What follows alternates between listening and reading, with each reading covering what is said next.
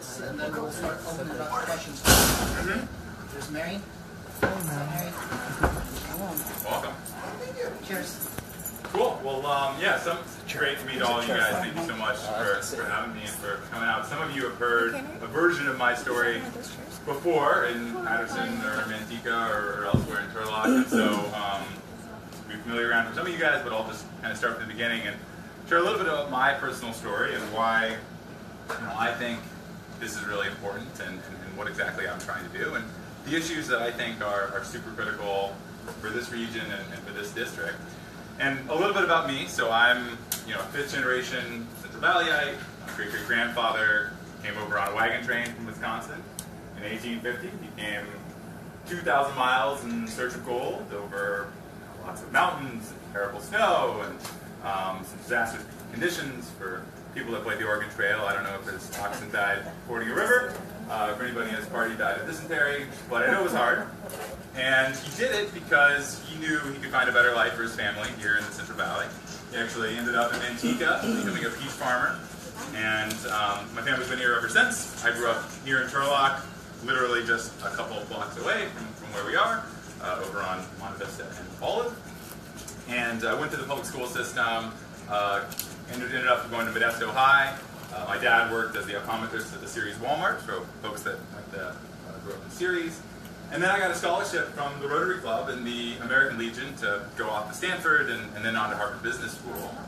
And spent some time abroad, working in Kenya and then Indonesia. Gotten really excited about the role of technology changing lives in really poor countries. What can we do in areas where everybody has a mobile phone and nobody has a bank account? How can we actually deliver some really critical services to folks?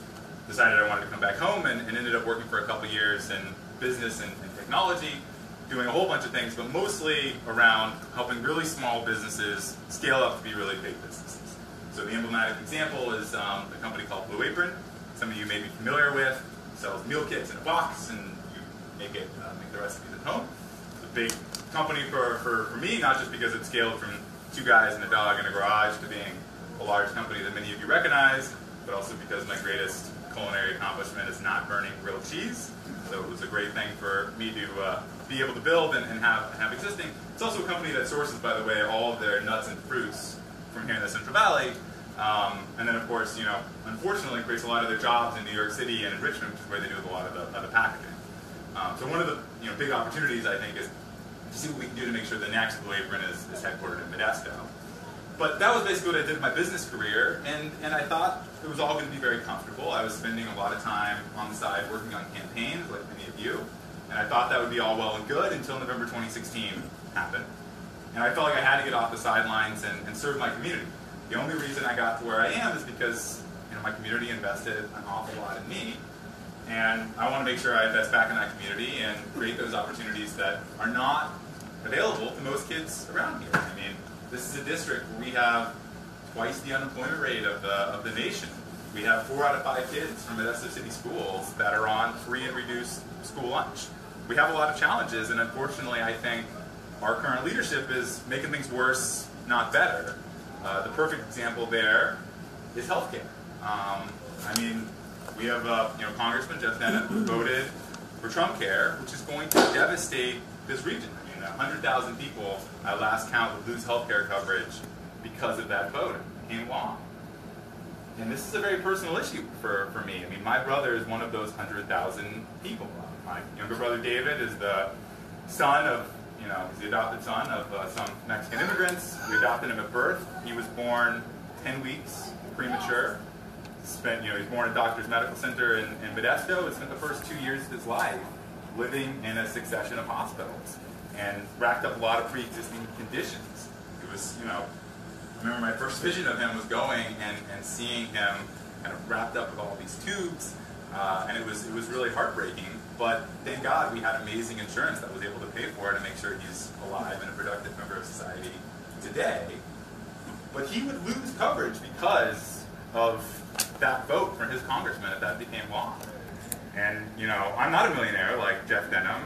That would bankrupt my family if there became another hospital stay because of that. I think there's a lot of people whose lives will be affected in this district and all across the country. And I think that's a really motivating force for me to say, this is a district that is being misrepresented by somebody who's putting party above his constituents. And I think we can do better. And it's not just healthcare, right? I mean, we talk a lot about immigration. We have 40,000 undocumented immigrants in this district, folks that have been around here for decades, are the economic and social fabric of our community, people that went to, their sons and daughters went to high school and elementary school with me. They run our small businesses, they serve in our military, and ICE deportations are up 40% in the last 6 months. And that's not the America that I want to be a part of. And it's not just that issue. I mean, it's also immigration. We talk about the Muslim ban, right? I mean, growing up, the woman that lived across the street from me, my Nana, was a Syrian. She was a really important figure in my life. There's a huge Assyrian community, as many of you know, here in Turlock. Those are refugees who left Iran in the 1970s because they were being persecuted. And thank goodness that we had an America at that time that opened its arms and said people that are in need should be able to come to our shores and be able to build businesses, to be able to live their lives free of any persecution.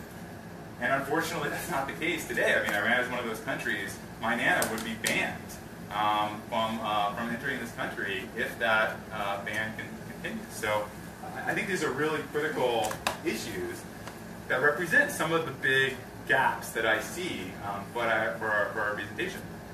But I don't think we actually win just by presenting a negative message. I think we also need to say, we have to present some sort of vision to voters and to people about what we can do better, right? I mean, it's not just that Jeff Bennett's doing a terrible job, it's things that we can actually change. And for me, that's mostly about economic opportunity. It's about upward mobility. It's about, what we can do to make sure that kids graduating from Stan State, just a couple blocks away, are having great entry-level opportunities and that they're not having trouble finding a job. And we can do that, right? I mean, we can build on our core assets here as a region, our foundation in agriculture. Companies that are building and selling to farmers should be headquartered in Modesto, not in New York City or elsewhere. And we can address some of the root causes of our issues, mostly education. What can we do to make up for the fact that 80% of kids graduating, or 80% of kids in this district graduate high school, and yet only 16% of residents have a college degree. A lot of people that graduate college here go elsewhere because they can't find opportunities that use their skills, or they don't make it to college in the first place. And we're not preparing, this district and our kids for the new economy. And I think that's a real shame. So that's basically what we're trying to do. And by the way, these issues are only magnified this week, right? Where we've seen a terrible healthcare bill move forward in the Senate. If you don't know really what it's going to do, you're not alone, neither do Republican senators. This is something that there's like 4 or 5 proposals, but we know whatever happens, it's going to be terrible. And we know the bill that Jeff Denham supported is one that's going to be devastating for us. And 2, even today, we saw Trump decide that he's going to ban transgender people from the military. I mean, I saw that this morning, and I just had this sinking pit in my stomach that this is like what our country has come to. I mean, against, by the way, the recommendation of the chairman of the Joint Chiefs of Staff, General Dunford, against what the highest-ranking military officer in the country thought was good for our military. We're going to ban the 4,000 folks that are serving their country, protecting us from just because of how they were born. So I think that's sort of really crazy. Let's go on. So what can we do? I mean, first of all, you guys are doing it already, right? I mean, it's 2 things.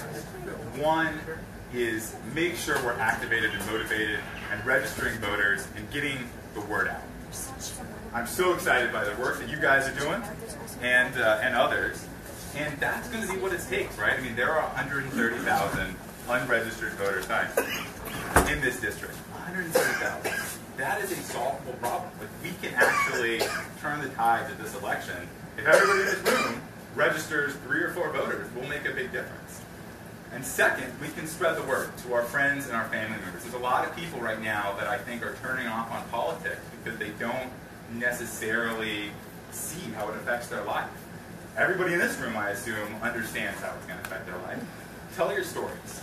Talk about, people like my little brother who will be deeply affected and lose his healthcare coverage because of this bill. Tell your own stories. Tell them to me, tell them to your friends, tell them everywhere. Because I think it's only by showcasing how misrepresented as a district we actually are and what we can do differently that we're actually going to get some change. So that's the story, and that's what I'd ask of you guys, is to tell your stories, tell me your stories, tell other people your stories, and help us get people activated and motivated to see the kind of difference that we can really make in this community. So that's what we're trying to do.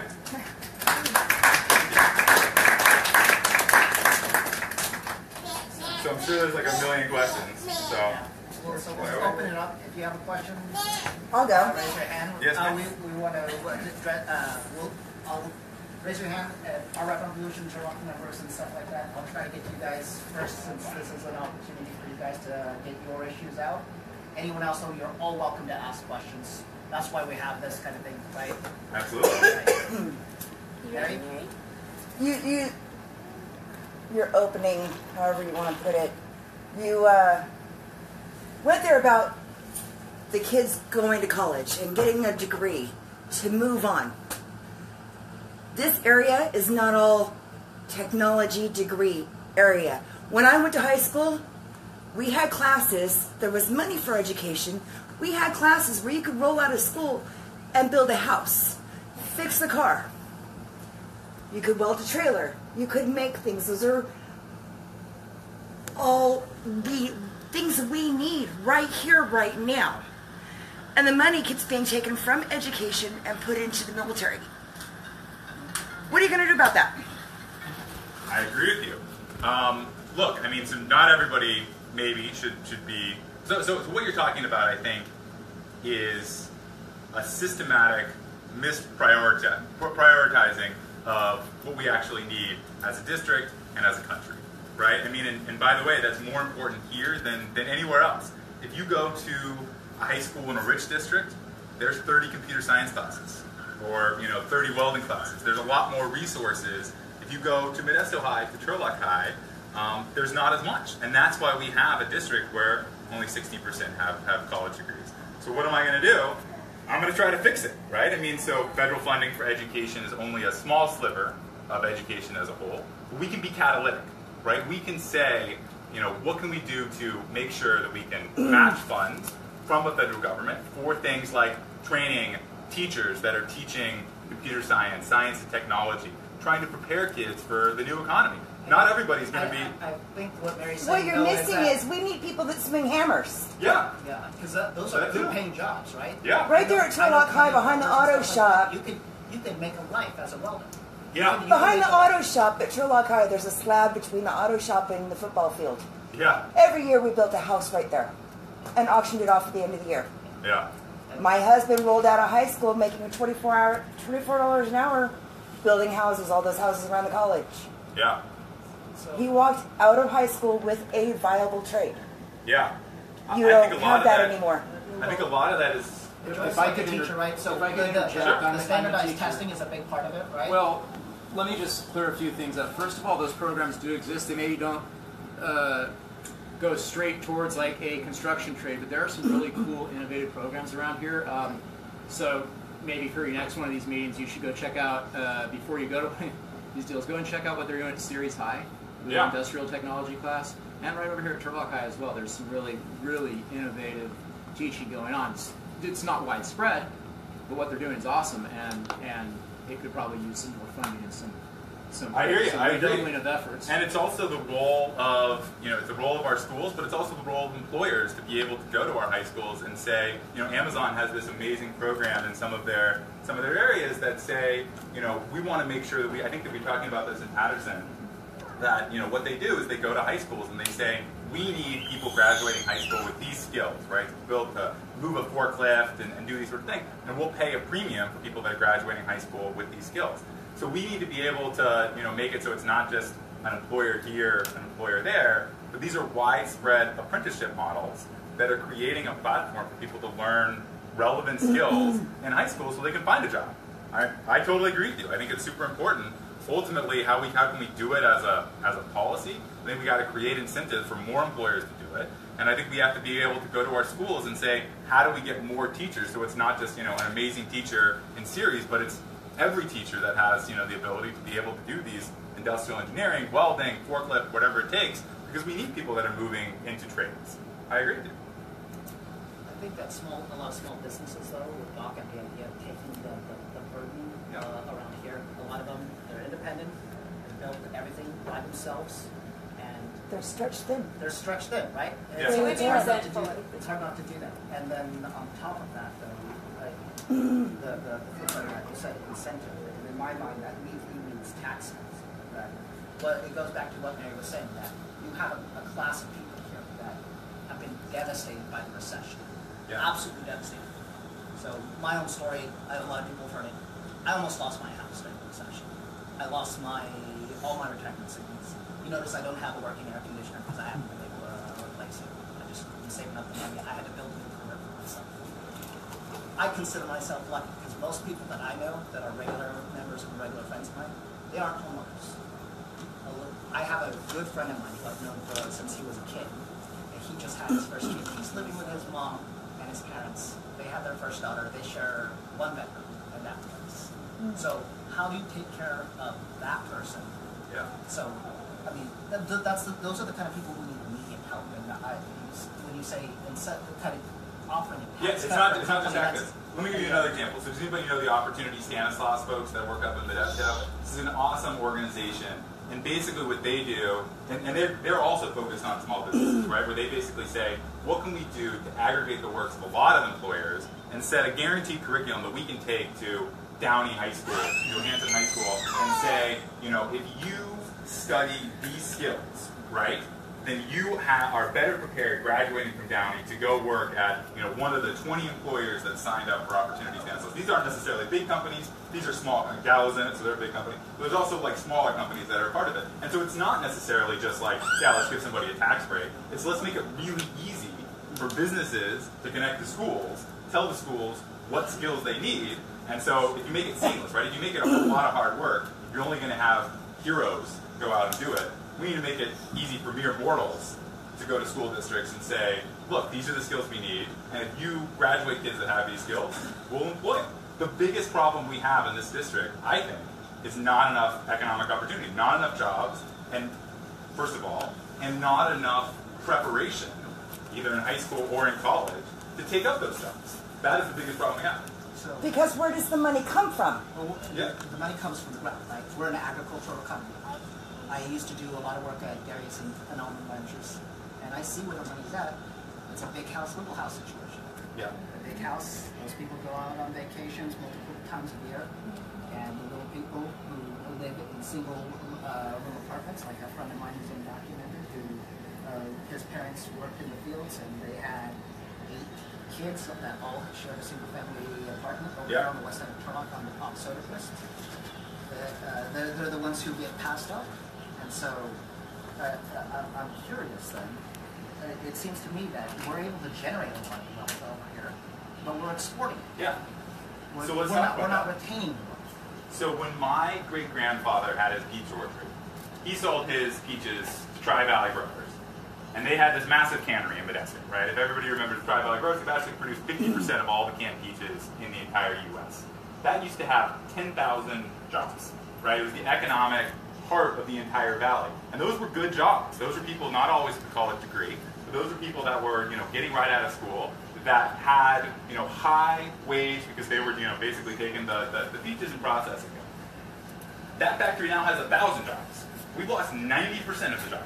Some of that maybe is because people don't eat as many canned peaches today, but most of it is because of the forces of automation and outsourcing, right? A lot of those jobs have gone away to Mexico. What can we do about it? We can put our head in the sand, like Jet-Then Republicans do, and we can blame it on immigration. We can say maybe if we tax China and Mexico, somehow those jobs will come back. I don't think that's realistic. I think those processing jobs, the economic reality has changed. And what we need to do in response is we need to prepare our communities for the new economy, right? We need to say, we need to make it easy for the next Blue Apron, the companies that are built on the back of agriculture, as you highlight, to make sure that they're creating jobs here in Modesto, not somewhere else. Because we're the economic, we're the breadbasket of America. We need to make sure that people that are building on our backs aren't exporting their, profits and their wealth everywhere else. Okay, we got a couple of questions. Yeah. It's more of a comment. I grew up in the city of Pittsburgh, Pennsylvania. And around the time when I graduated from high school in 1980, steel was definitely on the decline. And it was devastating. And pretty much everybody in my graduating class, we left. And much to the dismay of our families, and so, but eventually, if anybody is familiar with the city of Pittsburgh, they did revitalize themselves. They had to reinvent themselves. They had to realize the industry that built them and made them what they were when I was a child growing up was on the decline, and they had to reinvent themselves and explore other technological options, new tech, different industries that have basically made it. Pittsburgh is a great story. They did two But things. as a mother of 5 children, okay, 4 of them are adults now, and I will tell you, each one of them, as they began to explore options and careers and where they want to go to school, one of the things that they always said, all of them, much to my disappointment, was, I don't want to go to school in this valley because people that go to school in this valley never leave, and they felt there was no opportunity for them for what they want to do. And I would like to see, definitely small businesses reaching out to schools and more. I'm drawing a blank on what it is, but education for people. Apprenticeship, sort of. Exactly, Yeah. where they hit the ground running when they come out of high school. But I would also like to see improvements as far as education and also protect other industries coming to this valley, so people like my husband and my second daughter don't have to do that. Buying them and commute to the Bay Area just so they can do what they have trained their entire lives to do. And I'd like to see my kids stay home so I can see my grandchildren, because I'm selfish. A lot of people spend so much of their lives driving out there. I agree. So we're going to go, let me get to that. So let's first of all talk about Pittsburgh. Pittsburgh did that by building on its core assets. It had an amazing set of schools, Carnegie Mellon, and it had a whole lot of great hospitals. And so now the entire economy of Pittsburgh has gone from coal to healthcare and education. We can do the same thing here, not necessarily healthcare and education. We can build on our assets, which are agricultural. We have 20% of jobs here. We're by far the world leader in ag. And our proximity to some of the great technology things that are happening in the Bay Area, right? Like, we have the skills. People from Tracy and Modesto know how many folks commute out here, right? You go north at 8 a.m. any day of the week, and you will see a line of cars going. So employers that come to me and say, well, I don't know if you really have the skills in the Central Valley, I tell them to go look at our traffic patterns, because 70% of the city of Tracy works outside of Tracy. We have people that have skills here. What we need to do is we need to convince employers to make sure that they're actually tapping into that, making sure that they're making the investments to make sure the kids graduating from Stan State and MJC have opportunities, and to make sure that they're actually branching out and creating jobs, not just call center jobs or low-wage jobs, but the great high-wage stuff, like the stuff that Anthony's doing now as a network engineer. Those are the types of things that we can do here in the Valley. And there's companies that are already starting to do it. I was meeting a couple weeks ago with this great company. We got another question. Oh, sorry. I can talk about this forever, but... It's okay. So my question is, as you mentioned earlier, we see each other everywhere. Yeah. Not on purpose. But my question is, at a Manteca Democratic Club meeting, you stated that you were not for single payer, and at a Patterson Progressive Alliance, you stated that you were. Can you explain that? Why did you? Yeah, I don't think I said that in Manteca that I wasn't a single payer. I absolutely. So here's my policy, right? So I think I was asked about the California single payer bill, and what I said is I can't vote for that. I'm running for U.S. Congress, not for California office, so I can't vote for it. Still, the concept though applies though, right? Agreed. So here's what I support. I think, by the way, my values on healthcare is that everybody should be covered. We need to make sure that 100% of our population, that education is a right, not a privilege. That people like my brother and many of the folks in this room and elsewhere actually have access to life-saving healthcare. And second, we got to make sure that we do it in a way that doesn't actually bankrupt our entire system, because I think that's important. That's important too. And I think the best way we do that is at a federal level. I'm a big supporter of Medicare for all. I think we should be expanding the parts of our healthcare system that work the best. We should make sure we're covering more folks that way. That has the highest patient satisfaction, and it has the lowest costs on the system as a whole, and that should be what we do. That said, it's pretty clear, if you've been following what's going on in Washington, that that's maybe not what the federal government's happening. And so you're seeing lots of great innovations happening from California. Nevada is talking about, you know, a single payer bill. Maine is talking about a single payer bill. And I'm all for states doing whatever they can to cover as many people as possible. Ultimately, I think the federal government should be in a position to make sure we have leadership on this, because I think it creates a little bit of a tricky situation sometimes when you have one state that has access and another state that doesn't. I think everybody should have access, and the way we do it should be for Medicare. But if we can't get there, I absolutely support California doing whatever they can to California cover is folks. often the leader of the nation, and a Yes. lot of innovation and a lot of bills and things that go forward. Can you speak up here? So I'm just saying that California is often the leader. A lot of times the nation is slower than we are to adapt new innovations, new technologies, new ideas, and new laws. And I think we need someone who's really strong to be that kind of leader, who can do that for California, who can do that specifically for our area, which was just disproportionately reliant on the ACA and all of these things.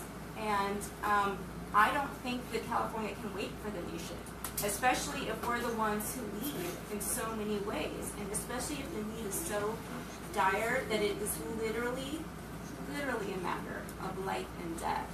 So I would like to know, do you support single payer? And if not, what are your plans? Yeah, like I just said, I think the right way to do it is on a federal level by expanding Medicare. That's kind of what I could do. If that does not happen, and I agree with you, it doesn't look like that's where it's headed right now, and if I go, I'll fight whatever I can. But if it doesn't the answer happen, is no. no. It's exactly not the answer. The answer is I absolutely think California should do whatever they can to cover their population. What's your stance on SB 562 specifically? Yes, California should absolutely do things. I mean, I'm not going to vote for it, but I think California should be doing anything they can to expand healthcare access for folks that are going to be left out of this healthcare bill, right? I mean, if this bill that's happening right now in the Senate passes, up to 100,000 people in this district are going to lose healthcare insurance. I don't think that's right to just say California just wipes its hands of the matters and steps back and says, you know, that's okay. I would be really disappointed. I want California to do something, so I absolutely The Democratic Party in California just did that. They shelved that bill, right? They kind of washed their hands of it and said, sorry, we're going to let you guys off the whims of whatever comes from the Trump administration. And so what do you think about what they did there? Yeah, I think it's wrong. I think we should absolutely be able to, as a state, as you say, be a leader, right? I mean, like, I think the best way to do it is at the federal level. But if the federal government is going to sit back and do things that I think hurt people in this district and people across California, then it's absolutely the right and responsibility of the state to move forward and do whatever they can to fix that problem. But so hypothetically, our president gets impeached, there's a big wave in 2018, and there might be some sort of a progressive kind of momentum to do this kind of thing at the federal Fingers level. crossed. But would you be supportive of a single-payer solution at the federal level if that became an option? Just because there's a lot of people who balk at it. They say, oh, it's Yeah, not a I don't know how, I've said this like 5 times, I don't know how else I can say it.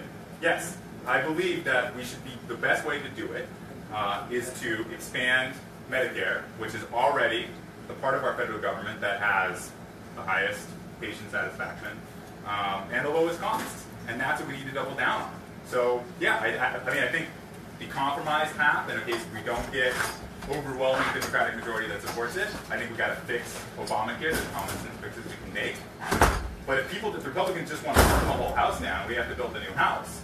We should build a house that's expanding Medicare and making sure that we're building it from ground zero to be something that covers everyone at the lowest possible cost. My question right there, though, is just like, if we don't have that, because we're never going to have 100% of control of this. And even with the majority, it seems that the Congress is just stalemated. So Yeah. instead of trying to give ground up front and saying we're going to fix Obamacare, because like I said, I got laid off. I was on COBRA. COBRA, if you've ever been on it, you have to pay for the full cost of your insurance. It's incredibly expensive. I had a shoulder surgery for it, so I paid for the full cost of that.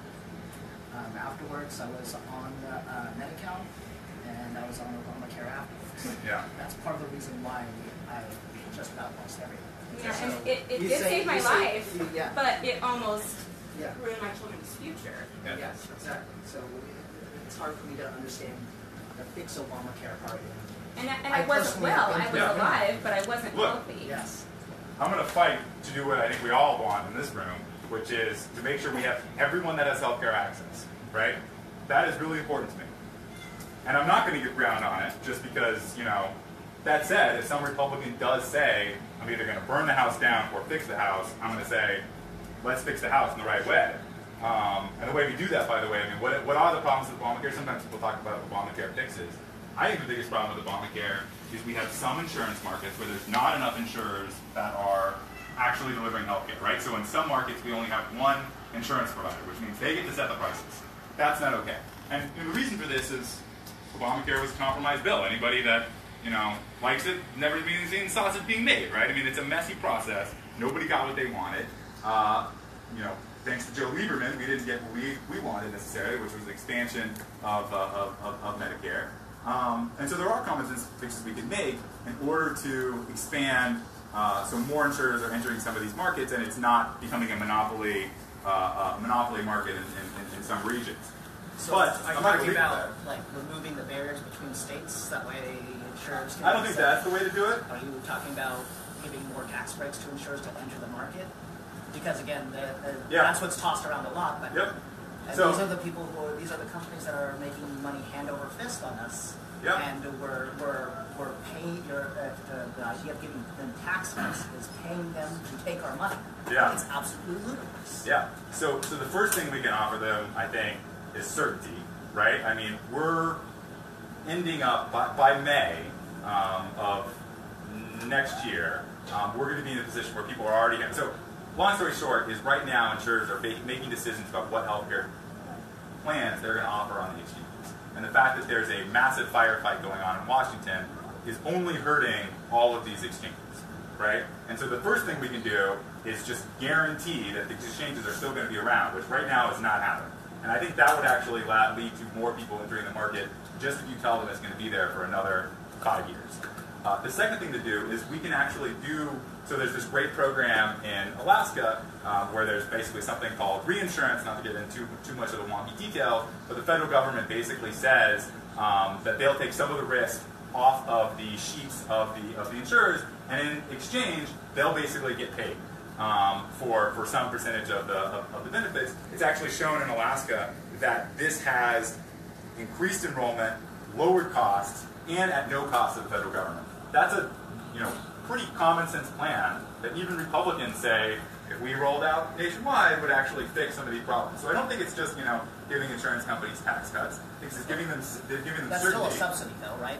Doing the reinsurance of a company. That is The a cost subsidy. of the insurance, we can get into the details. I can send you the paper that I read that seems like this was a no-brainer, and I'm happy to get into the details. But I do think there's ways we can do it where it's not just like writing another check to an insurance company, which I agree with you, doesn't really sound like the right approach to me either. I think like a no-brainer would be, though, is if it was just not privatized at all by companies. I mean, like maybe it works really well in Alaska, but I think Scandinavia has the ideal situation, and I think that is what really saves money, because as long as it's owned by private companies, we are a commodity. Our lives are a commodity. Our lives and our health and everything about us is owned by some company that sees us as a product for them to make money off of. And I think that's inherently wrong. I'll tell you from a healthcare provider's standpoint, I hate the fact that I have to kowtow and toe the line to make insurers happy. That's not what I do. Right. That's not my job. That isn't why And I'm that's every healthcare worker I have talked to, because they see the human cost of that. Yeah, and that's why the best case scenario is expanding Medicaid. I hear you. The only reason we're talking about this private thing is if it happens where we don't get that massive democratic wave and we have to figure something out. But I hear you, and I'm going to go to DC to fight that we make healthcare a right, not a privilege, because I don't want to see a situation ever again where we're actually even conceiving of 100,000 people in this district losing healthcare insurance, because that hurts everybody. But I feel like we really need to go in there not like, oh, I got this plan B, you know? Yeah, I think you're right. I have a question over here. I did some reading on what they're doing in Europe. There's a lot of single-payer countries, universal health care there. Our cost is over $9,000 per capita per person in the United States. They have better results, and theirs is about $3,600 per person. It's about 1/3. Yeah. If we could find out what they're doing and adapt it for us, the whole thing could be paid for what we're paying. Absolutely. Not letting these drug companies gouge them and so on. Yeah, so let's talk about the drug company thing, because that comes up a lot, and it is a huge problem, right? I mean, we see time and time again, and by the way, there is some balancing act there. We want new drugs to come to market, but we want to make sure that we're not paying an arm and a leg, and most importantly, we want to make sure we're not being overcharged. We pay about twice the amount for our prescription drugs in the U.S. as what people pay in Europe, right? And that's not okay. What can we do about it? Two things. One, Bernie Sanders has this great bill, I'm sure you guys all know about it, to actually allow the importation of prescription drugs from Canada, right? Some people talk about safety concerns, which is total crap. Canada has just as many regulations around drugs as we do. That's a no-brainer. But that's a small step in the right direction. It's not the big step. The big step is what we need to do is we need to actually make sure that we can even negotiate against drug companies as the federal government. Republicans have made it that Medicare and Medicaid cannot go up to a drug company and actually say, we want to pay a lower price for this drug. They have completely disallowed our healthcare system as a federal government from even negotiating. That's crazy, and we have to change it. And we do, that's going to dramatically bring down healthcare costs, and every amount we can bring down healthcare costs becomes cheaper and cheaper to make sure that we can actually cover everybody and deliver the care that we need to do. And we can do it without actually changing any of the incentive to develop a drug, which we want to continue to develop because we want to continue to be at the leading edge. So I totally agree on that. Josh, just a follow-up on that. So this might be a challenging question, but I'm sure you're up to it. You were the vice president of investment, right? Yep. You still are? No. Well, no. Doing this thing. Okay. Well, you're still over there. They're a venture capital. You were venture capitalists over there. You invested in medical companies, and one of them. I didn't, but yeah. The company did. What was your cut there? Vice president. Yeah. So, I work in an international manufacturing company. I know that the vice presidents, even if that's not their specific slice of the pie, they got to know what all the ingredients are. Bright Health was under your name. So there's a couple of them, right? There's Spinraza. They did the price cap. Was right? Ionis. It was a case study. The drug was Spinraza. Ionis, and they did that. So yeah, I mean, so that's a company. So again, it's hard to swear. You're saying we need to do this, but have you held public office before? Nope. So let's chat about this. Your career was over there, vice president. So right now, it is a true statement that under you, this happened. That Ionis did tremendous price gouging on what was it? A medicine for muscular dystrophy, something like that. It was muscular spinal atrophy, and they charged $125,000 a dose. So that person who needed that treatment had to pay over $700,000 a year. And it was such a clear case of price gouging that it went to court, and papers picked up on it, and it has been widely reported. And this is something that is very terrifying for me because I pay thousands and thousands, or would have to without insurance, for my injections to keep me alive. Yeah, this is a big issue. So first of all, let's demystify what the heck I did in my business career. I went in, I invested, and I helped support small companies become big companies. That's an example that's Blakeford, but there were many others. I wasn't involved in this company that you mentioned, but turns out Bessemer invested in 1989, Bessemer was the name of the firm that I worked with, and sold their stake in like 1991. So this was 30 years ago, and the company had no association with my firm as of 24 years ago. And I certainly had no investment, no impact, and the firm that I work with has been disassociated with the firm for decades. They do a lot of stuff in healthcare, though, right? What? Investment, they still do a lot of stuff with healthcare. They do invest in healthcare companies. They invest. What's the other one? It would be the Bright Health Centura. Right. Read that because that was recent. Yeah.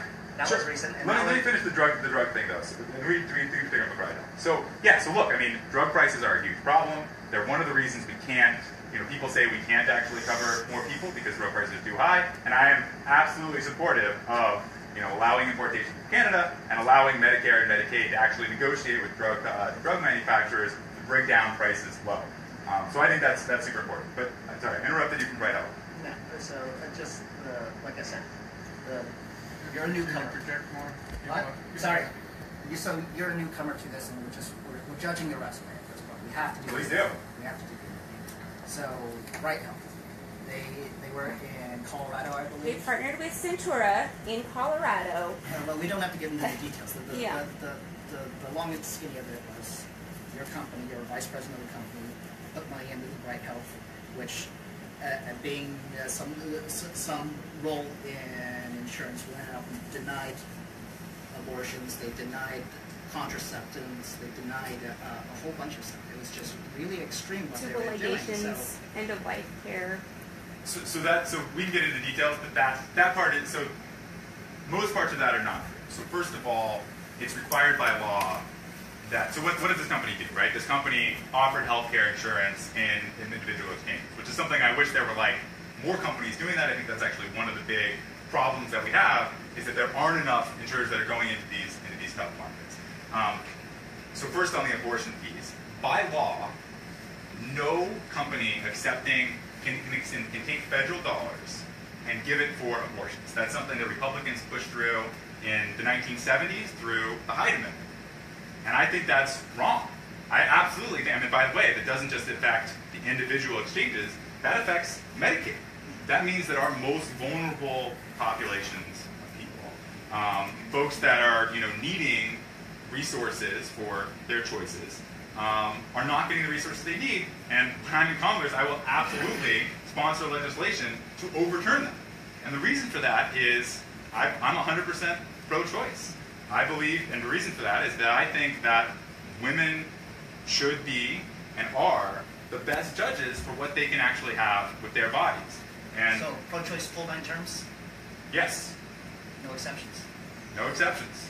And so that's what I think we should do. And the people that are affected by this are the folks that are the most vulnerable in our society. We're on Medicaid. We're on our individual exchanges. So that's not a Bright Health thing. That's nobody in the country is allowed to take federal dollars for abortion. There's some discretion in that, though. Yeah. That's not exactly true. I mean, I found articles on that. This is a religious group that was doing healthcare, and I think it's pretty obvious that once you're dealing with something like that, what kind of outcome you're going to have. So, I just, again, being the resume, I'm just curious about your thought process in this, or the responsibility when you see something like this happening at an organization that you have a leadership role in, because there's going to be obviously a lot of stuff that you're going to disagree with and have the opportunity to stop should you go all the way. So, yeah, I agree. Again, this is about gauging kind of like the intrinsic values. When is it that you see something wrong and you actually take action? Yeah. So I'm just concerned about that. And I'm going to have to disagree about the truth of this statement because it was in news articles, unless, I don't know, are they fake news? No, I think we can talk about the details of what happened there. The fact is, no insurance provider is allowed to take federal dollars for abortions. And I think that's wrong. That's why they can't give out contraceptions or a tubal to a woman who Contraceptions are different. In fact, who just had children, which was my case, and yes. women were denied. In fact, and actually, every healthcare provider in this country on Obamacare is required to do contraceptions, and Bright Health absolutely does. And that's why saving Obamacare is so important. So the women were lying? No, I don't think there was any lies. I think we can talk about the actual details, but there were no contraceptives that were denied. If they were, we can talk about it. But that's against federal law to deny contraceptives to somebody that has a health plan through the individual exchange, right? Well, if they were going through this plan, which also, it was in Colorado, so there's not a whole lot of access to healthcare in Colorado because there's a lot of more mountains and scenery than there are people. And they bought up all the clinics in the area, so people didn't have choices unless they wanted to drive way out of state to get their care, and the company was under the direction of like bishops and archbishops, and I'm not really sure how that power structure works, but they are people who should not be making any sort of decisions about medical care for someone. Especially for So let's be clear. So I invested in a health insurance company. That healthcare insurance company partnered with a hospital. You know, they partnered with lots of hospitals. One of these hospitals was a religious hospital, right? I mean, there are a lot of religious hospitals that exist. The insurance company that I invested in, by federal law, was not allowed to have money for abortions on their plan, but is required to have contraceptions in their plan, and absolutely did.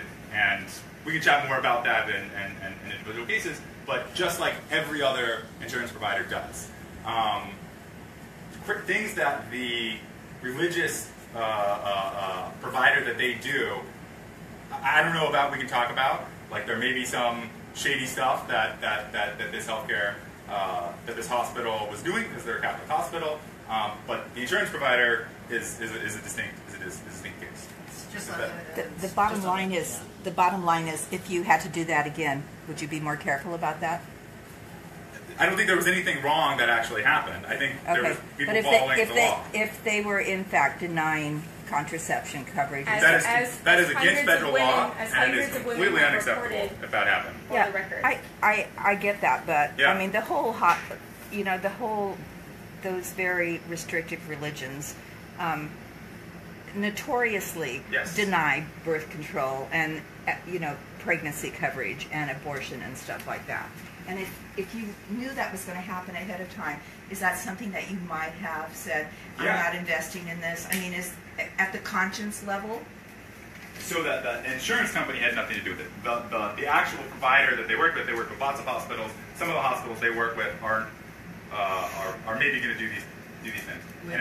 We understand it's complex. It's about the taking it the step further to understand the repercussions that are coming down. Yeah, look, I believe every woman should have access to contraception.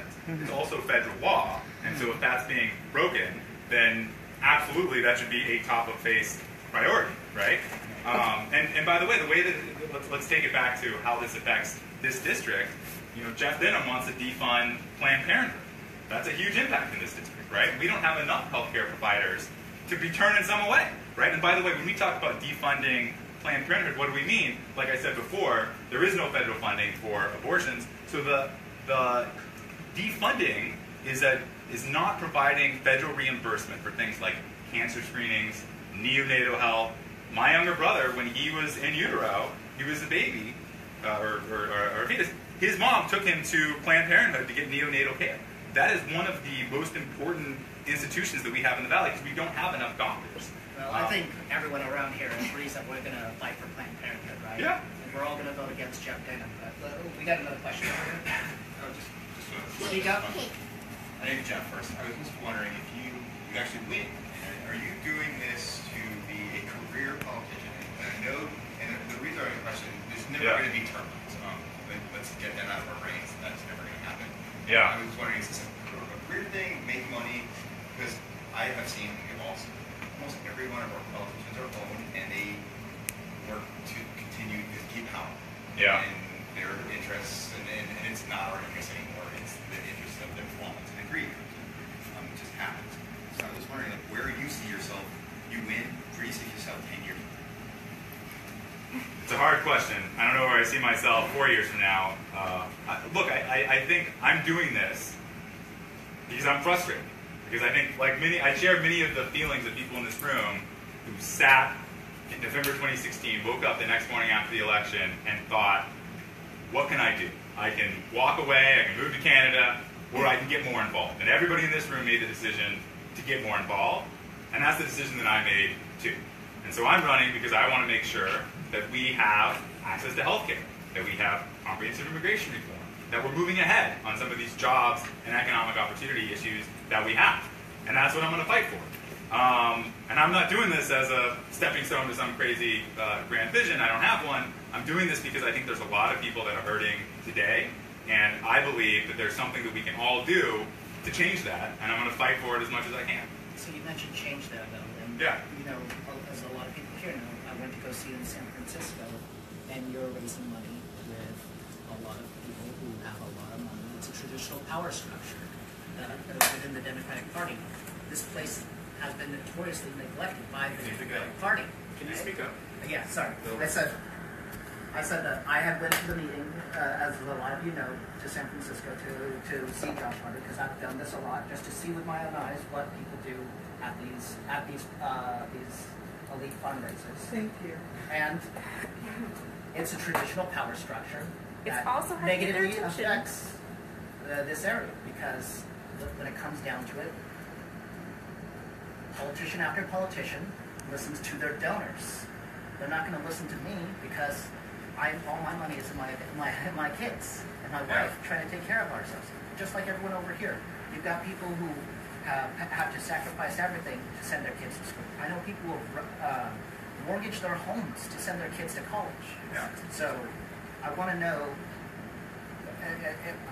I have a hard time understanding you saying you're a change candidate. Obviously, all the 12 candidates are going to be a change from the Democrat. But are you a change candidate within the Democratic Party if you are going and spending most of your time getting money from the Bay Area donors? I'm spending most of my time here, so here's what I would say about that. That's not true. You haven't spent most of your time. But I'm glad that you're spending. You chat about it. I feel like I see Juan every other day. Saw him 3 times. Yeah, I think that so I hate it as much as you guys that we have to raise money to win political office. I support a constitutional amendment to overturn Citizens United because I think it is absolutely insane that money has such an influence in politics. I think that's wrong. That said, we have a mystery here, right? We have a district that voted for Clinton in 2016, that voted for Obama in 2012, and we have a Republican congressman. Why? Because they don't turn out in off-election years. It's turnout. Yeah, Yeah. even in 2016 though. 2016 wasn't an awful.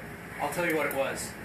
So the district was horribly gerrymandered in 2010, 2011 citizens redistricting. Antigua, we lost our Redistricting. very popular Right. congressman. Made it a much more, made it a very purple district. You know, it's not red, it's not blue, it's a very, very purple district. Yeah. Turlock is still pretty red. You know, Tracy is a lot more blue, but the overall district is purple. But Denham's been writing his incumbency. He's been keeping his head low, and he hasn't really been doing much until now, you know, riding the Trump Kill train. that town hall, right, Donna?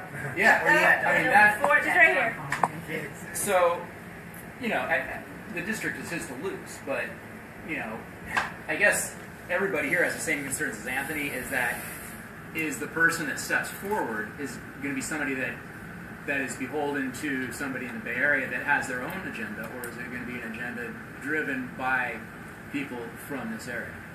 It has to be from this area, right? I mean, for 2 reasons. One is, my biggest problem with Jeff Denham is that he puts party over his constituents.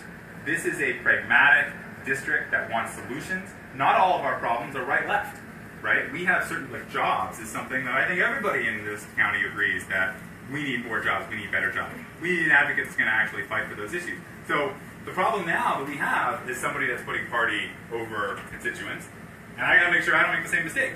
And I'm, pledging that I'm not. Like, I want to make sure that I put people in this room and elsewhere in Turlock and Modesto ahead of my party. And sometimes that's going to mean saying no to the Democratic Party. Sometimes it's going to be saying no to other people. Is it going to be saying no to donors, though? It is. It is. Because obviously we saw John Ossoff raise more money than anyone else. He still lost. Yeah. He still lost because it's a turnout game. Yes. And the Democratic Party. Sorry. No, it's okay. I want to know if your experience has been addressed in a way that, okay, because we all read about what happened to Anthony in San Francisco, and it's just like, as far as I'm concerned, I wouldn't vote for you after that. Yeah. Like, what happened in San Francisco? How and why did that happen? And why did you not stop it? Has there been an apology? I'll fill you in. So I'll fill you He's in. already filled us in. Great. We don't need to hear it again. Some of them don't know. I haven't heard it. Okay, if you haven't heard it, I'll talk to them. No, I'll give you the sense. So, yeah, so we had an event in San Francisco. Anthony came. I gave a talk very similar to what I did tonight. Anthony shouted some questions over the next speaker. we told him there was going to be room for Q&A afterwards, and Anthony complied. It was totally fine. And then another attendee at the event started giving Anthony some really angry, evil glances. And my campaign manager right here stepped between them to try to act as a buffer. And I thought that was going to be the end of it, and it wasn't. Anthony got very intimidated by the, I think that's the word you used, by the stares that this other guy was given. The other guy was being a real asshole, and Anthony ended up, shouting again over the speaker, and the host asked him to leave, which he was fine with. And then I was actually asking that guy to stop, and the people around him to ask him to stop, because you say mean glances, it was a really large guy. He got in my face. Two men having physical intimidation, it's a threat. I mean, have you been anywhere in your life? That's a threat. I hear you, and that's why my campaign manager said between them. And I hear you. And not exactly stepped between. He asked for it to stop, but Josh Lord did what he could, and I appreciate that, Josh. Yeah, and I thought that was the end of it. And what do I think about it? But there was more. There was more. Outside, yeah. No, the woman put her hands on you. Right, yeah. And So, turned you out. as I was being shouted down and told to be quiet, as I was asking for help from that guy who was intimidating me, which was he was a big white guy. I was one of the only Latino people that are a constituent that multiple people knew. So it's hard to erase out of that. The hostess came out and grabbed me and drugged me out, and then proceeded to shout at me and try to belittle me outside. While Anthony was trying to leave the property. Yeah. You know, after I left the property. After even. Yeah. Yeah, look, and I emailed you that night. We tried to get together. But you never apologized. Look, I can't apologize for someone else's actions. I'm sorry this guy was being an asshole. Because when I had a birthday party for my children, two of those children got into a fight. Well, they were inside and we were outside with the bounce house. And they came out crying. One of them was crying because the other girl had said some very mean things and had intimidated her. And it broke my heart. And I felt so bad. I not only apologized to that little girl, I apologized to her parents.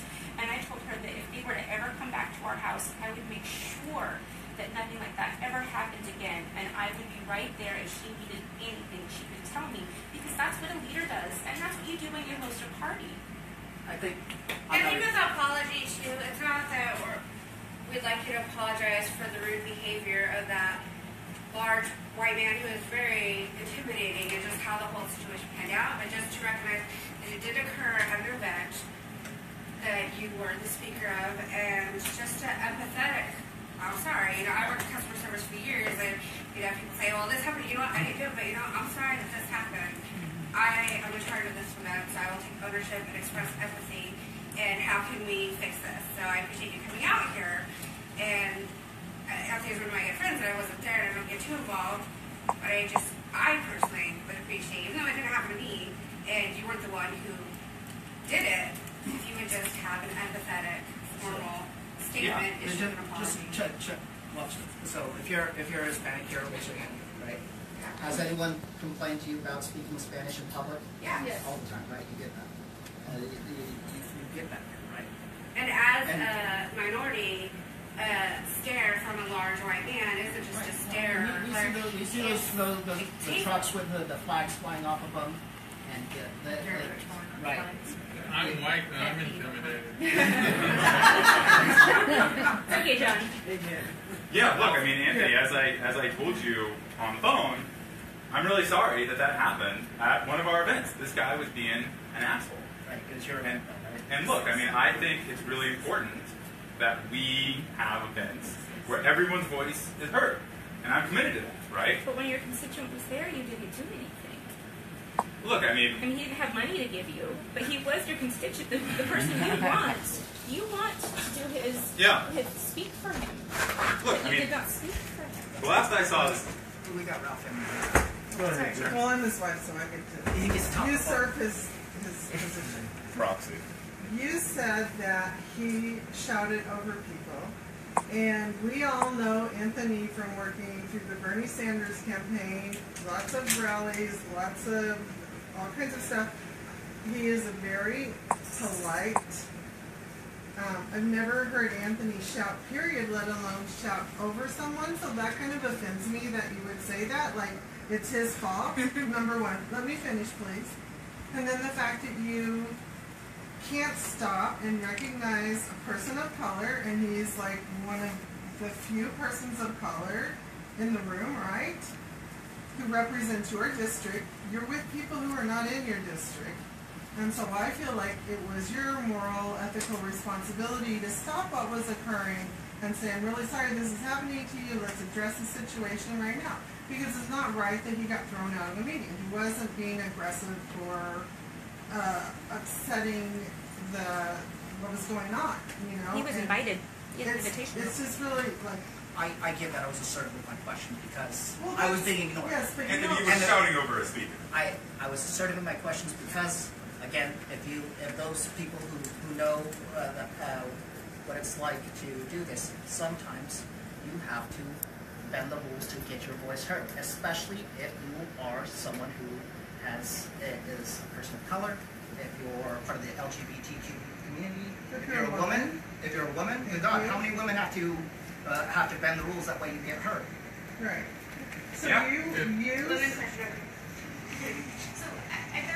There have been multiple studies done of this nature that women are perceived to speak more even though they dominate less of the conversation. So I understand I'm a white person, and for somebody to say that being in a crowd of white people is intimidating, that makes me upset. That makes me sad because I don't think that way. I don't feel that way. I've never felt that way.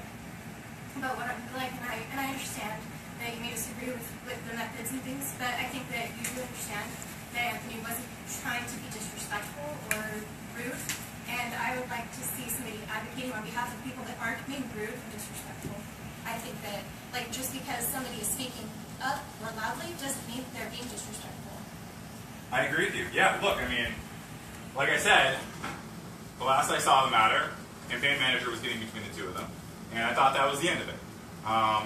When I heard what happened afterwards, gave Anthony a call and said exactly what I said here in this room, that I'm really sorry that this happened at our event.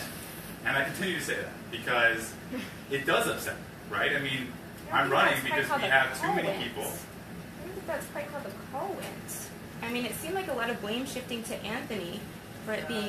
You equivocated. You said that I was being rude, and I mean, I understand you got to do what you got to do, but like I said, we're doing the interview. We're looking for certain followers. We're looking for leadership. And let me interject. And maybe that wasn't the venue for a assertive interview of somebody from the point of view. I mean, he was trying to do what politicians got to do, right? And maybe this is the venue for these type of harder questions. But that doesn't mean he deserves that behavior. Of course it doesn't. But who among us hasn't kicked themselves for not saying the right thing? That's why I go back and apologize when I feel so terrible. And I do too, and that's why we have conversations. But I feel like you guys are. The conversation about that. This isn't our Rev Turlock meeting. The conversation. Just in my personal opinion, reason Higman did win the election is he never gained the support of the progressive. His whole campaign was based on attacking Denham, never on creation. Okay, so if you're going to win this district, you're going to have to gain the trust and support of those progressives to win. You should take a point from everyone's role model there, Bernie Sanders, when he was faced with the same situation in Washington with Black Lives Matter. He stepped aside and gave him the podium instead of rejecting him. In your case, you rejected a person of color in a situation where you could have brought in someone from the district and given him his voice and be respected. You didn't do that. That's a mistake. I don't think that's... So first of all, I agree with you that we want to run a campaign that focuses on issues that are broadly applicable. You know, I support Medicare for all. I support taking dark money out of politics. I support a lot of, all the great work on prescription drug prices. I think the issues that I talk about, immigration, jobs, and healthcare, are broadly applicable, and they're applicable to folks that march for Bernie Sanders and not. What about the immigrants march, right? You were at our immigrants march. Juan was there. He was the one who organized it. We had a lot of people. We hung out, took a few pictures, and you took off. You didn't march with us. Why didn't you march with us? Yeah. You want to represent And he said that Francisco was a farmer that you were talking to, and he's Yeah, look, I mean, look, so that was like the first day of our campaign. I did 4 events that day. I did the Cinco de Mayo parade, did the Immigrantry March, I went to the Farmers Market, I went to the library. I was only able to spend 30 minutes and at the Immigrants March because I talked to Juan and I got in too late to get a speaking spot. So I said, yeah, but the thing though is you were gonna hang out and you could speak, right, Juan? No. You asked, can I speak? Yeah, look, I mean, I hear you. I mean, if I had to do that thing over again. It was a mistake. Yeah, I agree. It was. It was mea culpa. If I had to do that over again, I would not spend a little bit of time at a lot of events. I think we need to spend more time at one of them, right? We need to make sure we're investing in building those relationships. That was like the first day of my campaign. And I agree with you. If I had to do it over again, I would have spent, 2 hours at the Immigration March instead of 30 minutes a lot of different places. Somebody else would have complained you was going to have some. It could be, but still, you can't just use the immigrant community for a photo op. That's just not cool. And it's again, it's just part of the interview process. I'm just trying to see what kind of values you have on this. We do have a question. Oh, sorry. Hey, I was wondering, what is your position on immigration reform and border control? And once you provide that, could you actually expand on what you're going to do about it? Yeah. Yeah. Firmly support comprehensive immigration reform, which means a path to citizenship for the 40,000 people in this district who are our economic and social fabric, people that kids went to school with me, whose parents work in our small businesses, who serve in our military. We had a bill in 2013, passed the U.S. Senate. Obama said he was going to sign it. It had a path to citizenship in it, and it reformed, not just that, but also the H-1B visa process and everything else. It's a great bill. The reason it's not a law today is because of people like Jeff Denham who voted against it in the U.S. Congress.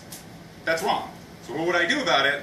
I would take that bill, I'd bring it back, and I'd vote yes on it. And this is a moral thing, because I think it's critical that people that have been in our communities for decades, that are working for us, with us, that are forming our small businesses, that are serving in our militaries, have an opportunity to be productive citizens. But I also think it's an economic issue, right? I mean, we talk about not enough jobs here, a lot of unemployment. One of the things we can do about that is make immigration a lot easier, right? Something like 50% of the Fortune 500 companies have, an immigrant as a top 3 or 4 member of that team. Many of the small businesses that are created in America are created by immigrants. Our biggest problem here in the Valley is we don't have enough companies that are starting here, and what we can do, one thing we can do to make that easier is by making it creating that path to citizenship. So I think it's a huge issue. It's not just a moral issue. It's not just the right thing to do. It's also the good thing to do for our economy. So I don't. Yeah, good follow. Yeah, could you actually go further in depth with that? Because I understand the H-1B1 visa is very important. A lot of businesses use that, but unfortunately that's not a majority of undocumented immigrants in this country. Two things.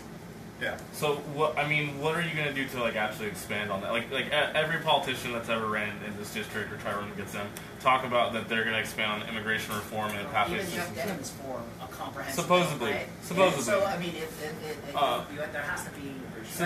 So in that case, I mean, what will you do specifically on that? Will you create legislation that will, are you going to try to increase funding to have more individuals to go through the process of visas? And then also, I mean, what would you like to do with border control? Yeah, so there's two main parts of immigration reform. Right? The H-1B issue, which I agree, it's different. It's like stapling a visa to every single person that graduates in this country with a STEM degree. We need to make it really easy for those people to stay. Then there's the path to citizenship for people that are already here. The 40,000 people here in our district that are undocumented. What we need to do about that is we need to create a path to citizenship for people that don't have a criminal record, that keep their noses clean, bring them out, create some mechanism to bring them out so they can run their small businesses in the open, so they can serve in our military in the open. So we don't have people that are worried that ICE deportations are up 40% in the last 6 months. That has a real impact here more than anyone else. What's the difference between me and Jeff Denham? Yeah, he talks about it, And then he goes back in DC, and in 2013, the closest we've ever been to comprehensive immigration reform in this country, he voted against it, right? He voted against bringing that to a vote on the floor of the U.S. Congress. That's not right. So what's the difference? I mean, it's again, he also, by the way, for people that were at his town hall, he also said he wouldn't vote to take away protections for pre-existing conditions.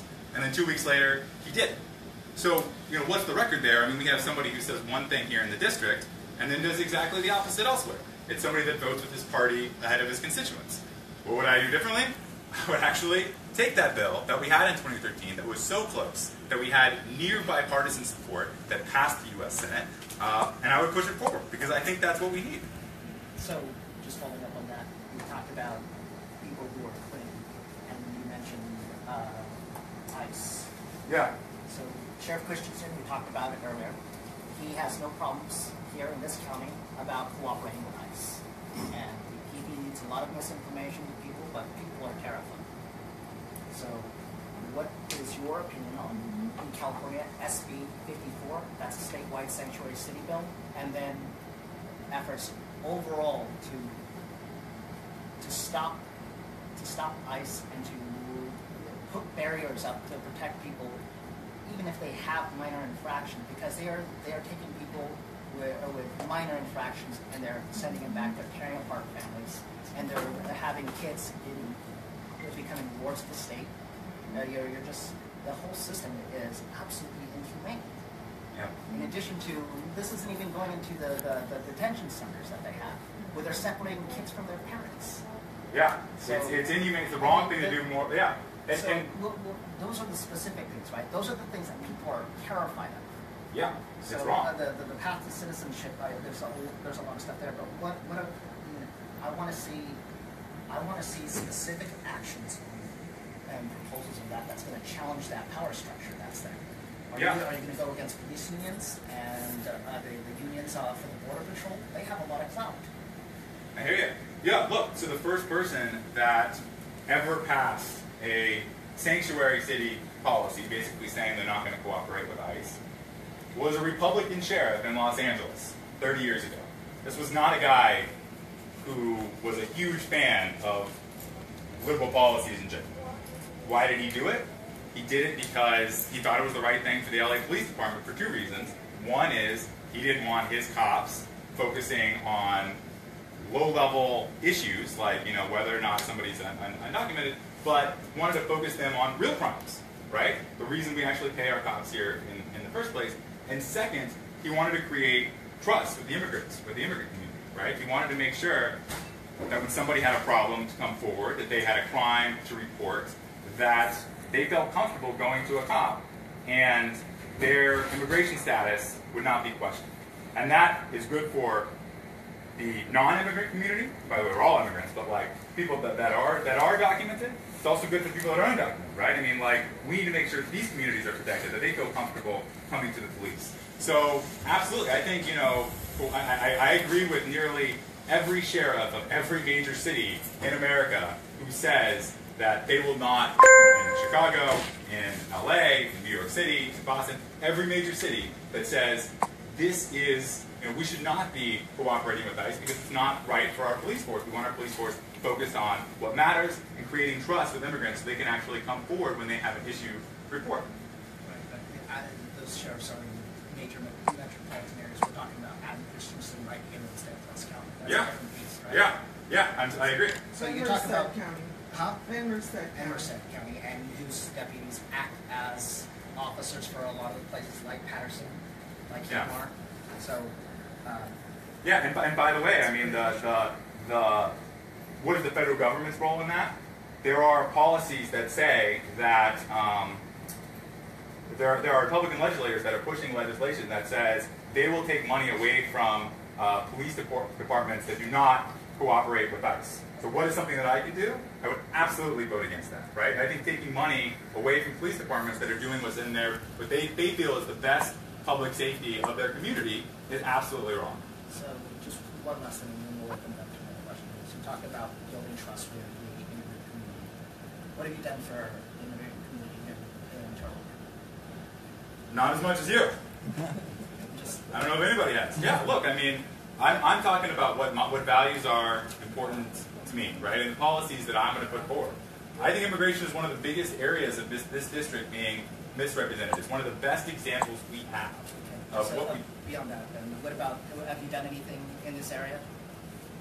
Have you Look, I'm frustrated about it enough that I'm running for Congress.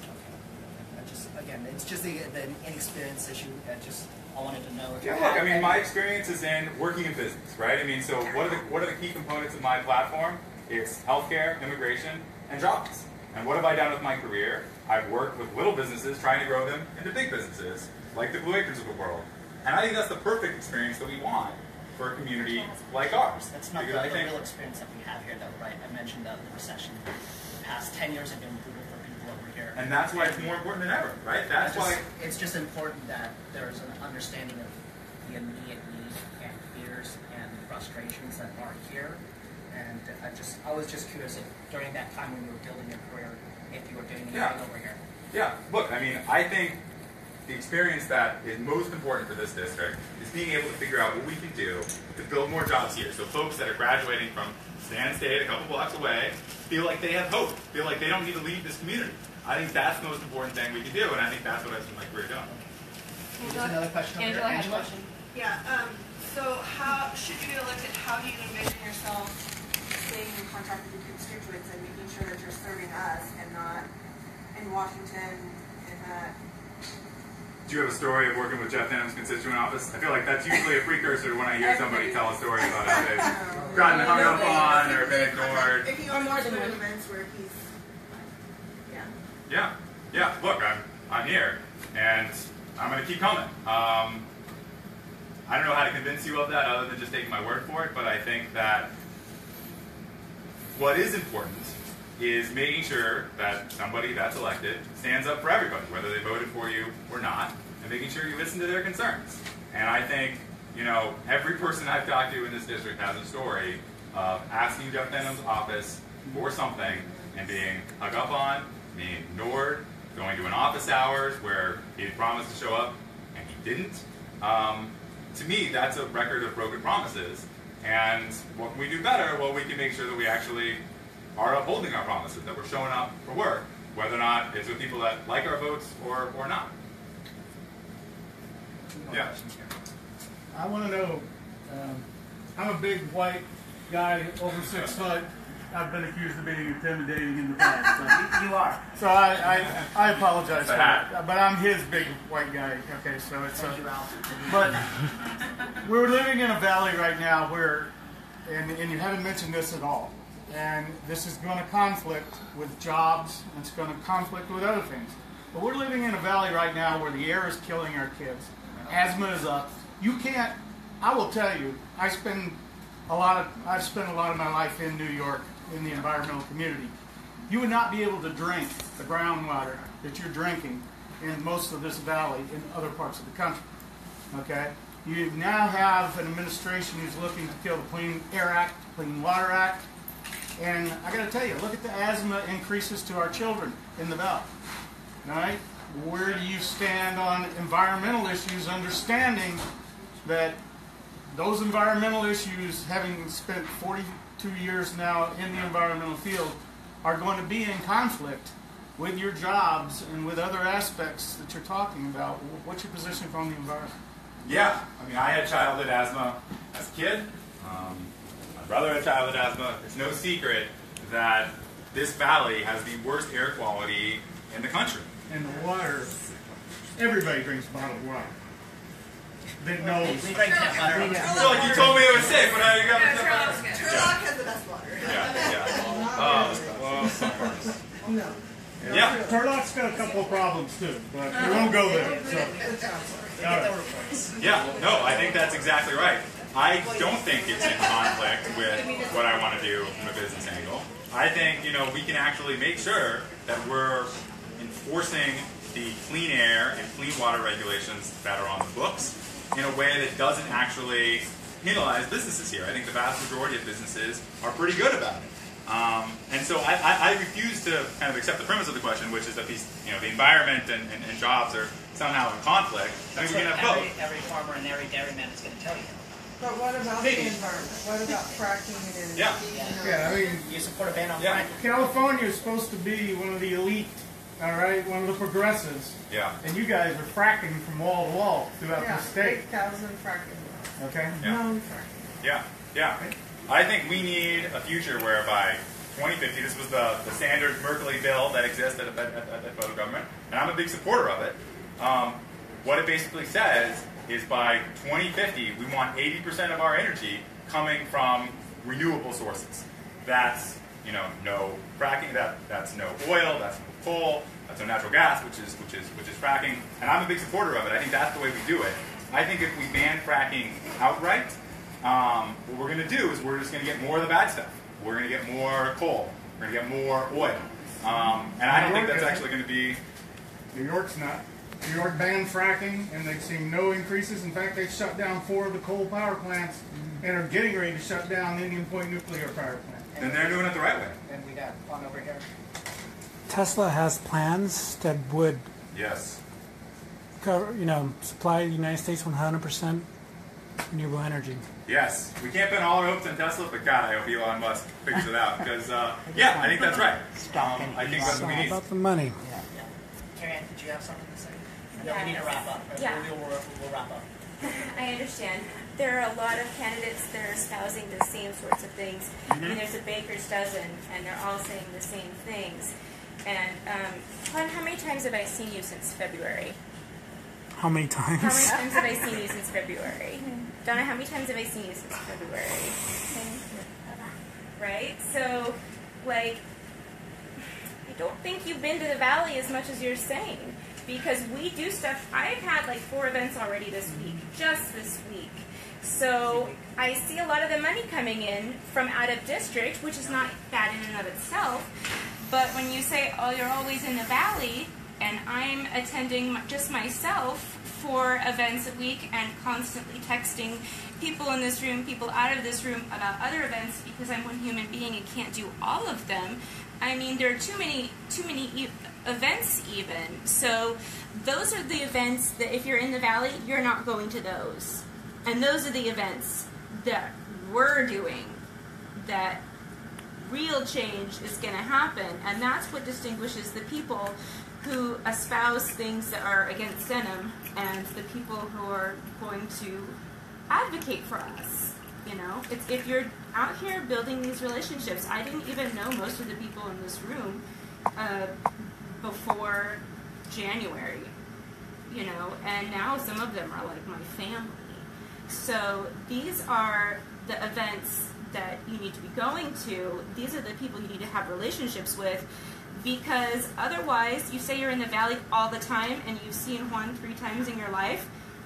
A little more than 3 times. That's just not, just, you're not seeing the people who are doing work. Maybe you're seeing people with pocketbooks, but you're not seeing the people who are doing the work. I hear you. Look, 2 things. I mean, I live just a couple blocks away. Add me to your text list. I'd love to come to more events. Every event I get invited to, I try to show up for. Is that an event? September 18th, Pizza Factory, 7 p.m. Already talked to Janet. We're already coming. There you go. We're trying to come out. We've been to Antigua, Patterson, Tracy, Modesto, Turlock. We've been everywhere. We're trying to go everywhere. This is a big district, It's a big district, but the activist community is pretty surprisingly small, and we all know each other. Yeah, Rebecca? Yeah. So I agree with what she said about advocating. I keep hearing you say, I'm going to vote for this, I'm going to vote for that. Are you going to be out there advocating, talking to people, saying, the things that we want to push forward? I think the most important thing is people hearing you and saying, I'm for this, and it brings more people along also. It's about action, right? It's about action. Because that's the difference. That's the difference from what happened. A lot of these people were like me a couple years ago, and were fine just watching the news. Yeah. But now that's changed. And so if we want, what we're looking for is someone who is going to actually be part of that change, and not someone who's going to promise that change. And I think, too, just more than advocating for your campaign or just, only going out to not just many people who are involved in politics, me personally, I'd like to see you more involved in community events. But I don't mean like farmers market. I mean, there's a lot going on in the community. Not just meetings. Modesto, Turlock, everywhere, all the way up north, south. And if you're going to run for the district, we also want to see how are you hanging out with the Latino community. What events are you going to? Not just going to a secret amount parade. Like, go for something that's actually going to make a change. We have Mo Pride. We had, Mo Pride this year. I did see there. I had a booth there for Each Mind Matters for mental health as a facilitator for San Francisco County LGBTQ. I haven't seen at any of our events. And yeah, look, I mean, I'm only one. How Jeff Denham feels about us, but I want to know how are you going to support our LGBTQ community? Yeah, that's a great way, I think, to end, because look, I mean, I've been to a lot of stuff. I give you my itinerary, but ultimately the only way this is going to work is over the next 18 months if I show it, and you keep seeing me over and over and over and over and over again. And I don't mean just as a photo op, but I want to see you actually I agree. personally be involved. How are you Yeah. going to help out? And money talks, yeah, but there's a lot of dirty work that requires volunteer work. I agree. So that's what I was going to, so look, I mean, this is not something I can do. This is not something I can do on my own. My email is josh@harderforcongress.com. If there is an event you think I should show up to, let me know. And I'll do my best to be there. I can't make any promises because I spend a lot of my time in a car driving between different cities. But we have something going on in some city all the time. And so, a lot of those are not public events. They're small events like this where there's 10 people in a room. Some of those are large public events. But we're going to be doing more and more and more because I completely agree with what you guys are saying, that the number one most important thing for a candidate in my position is to show up and to build those relationships. And so we've been a lot of places and we're going to go to more. And if there's things that you think we should be going to, please let me know. Please text it to me. Please, please email. Okay. Vic is next. So this is not my question, but this is a mistake I see with a lot of candidates. Even if you can't even show up to the meeting or the event, you still need to send someone from your delegation or your assembly from there. Agreed. And that happens all the time. People say they will, and that never happens. I know it happened under Eggman over both terms. Under both campaign managers, they would not be willing to send people over or what have you. And, I mean, if you want to actually show to us, members of the community, that you really care about our specific groups, then you need to do that. And I know you obviously you're one person, right? You can't make everything. You need to send someone over, and they have to have that communication and be that delegate for you. Completely agree. We are trying to hire that person right now. You will all be seeing them a million times and be sick of them soon. I could not agree with you more. And I hope to show up as much stuff as I can, but stuff that I can't show up to, I want there to be somebody else there. And ultimately it can only be done if I hear about events from you guys. But yeah, I think... Actually, we post everything on Facebook widely, so it's pretty easy there you to go. find out about our events. All right, so we look forward to meeting whoever this is. I hope they're hired from within the district. And we'll wrap it up there. So thank you very much, Josh, for your time. Thank you guys. Everyone, you don't have to get out of my house right away, but I do have to work tomorrow at